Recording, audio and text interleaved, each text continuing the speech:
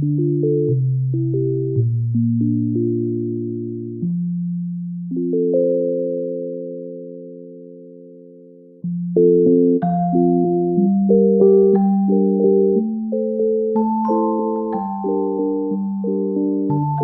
genesis of this project was in 2004 to 2008. The Hogg Foundation brought in national leading experts to talk about what state hospitals and residential programs were doing to reduce restraint and seclusion. Texas Network of Youth Services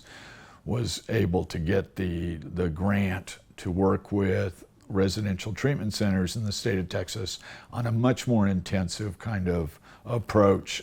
that included bringing in national experts to do training, as well as then following up with plans, visits, meetings, resources.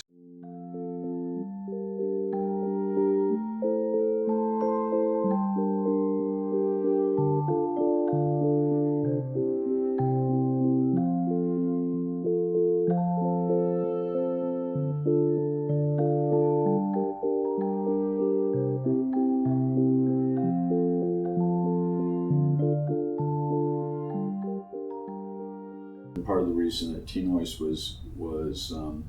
selected by the Hogg Foundation was that we are a network of youth service programs, and so our core beliefs are around the fact that experience and expertise exists in our network agencies. There were programs, large and small programs, rural and urban programs from all over the state that participated, and one of the things that we found was that when they got together, they were able to really share a lot of best practices. And one of the things I really enjoyed most about this project was their ability to come together every so often and share what they were doing that moved them in the direction of reducing restraints. Trauma-informed care is care that is based on the idea that facilities need to make very sure that they're not re-traumatizing young people who are in their programs. And people who have a history of trauma basically can get re-traumatized fairly easily. And so when programs begin to look at and consider the various ways that young people can get re-traumatized, then they look towards providing much more collaborative kinds of approaches to working with young people so that the young people aren't ordered around or restrained or secluded, because a lot of those kinds of behaviors can, in fact, re-traumatize them. Knowing that the way to really reduce restraints is to have more agreements with youth about, things they're doing well in the program as opposed to problems they're having, and the more that staff could focus on the strengths and resources that the young people had was very exciting to me, because we found that a lot of different youth workers and counselors in the state were already taking steps to look at finding ways to have a more positive relationship with the young people.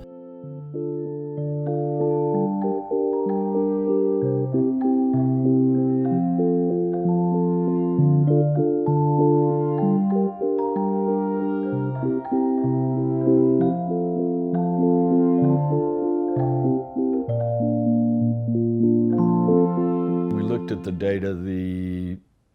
reduction in restraints was highly related to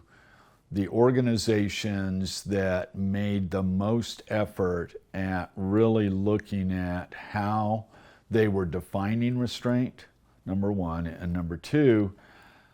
how they were trying to help staff avoid restraint at all costs. So the programs that helped staff really become more flexible in giving the young people choices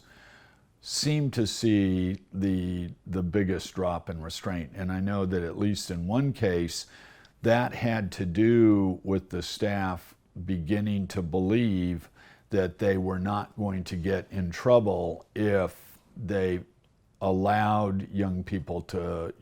not really follow the rules as exactly as they needed to and all that. And the more that the counseling staff and administrative staff supported the youth workers in being flexible, I think at least in 2 cases, that led to the greatest reduction in restraints. I think one of the biggest lessons learned in this whole project, especially for organizations and residential treatment centers that want to move in the direction of reducing restraints, the caution I would give them is that they have to be really committed to making change. And the level of commitment and the level of willingness to change their culture is going to lead to the biggest gains in their ability to reduce restraints.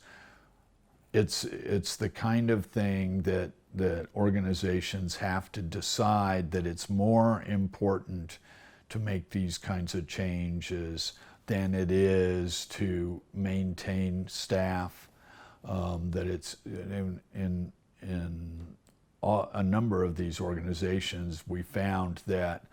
the kind of staff that are willing to work in a culture of care that's trauma-informed is a different kind of person that's willing to work in a normative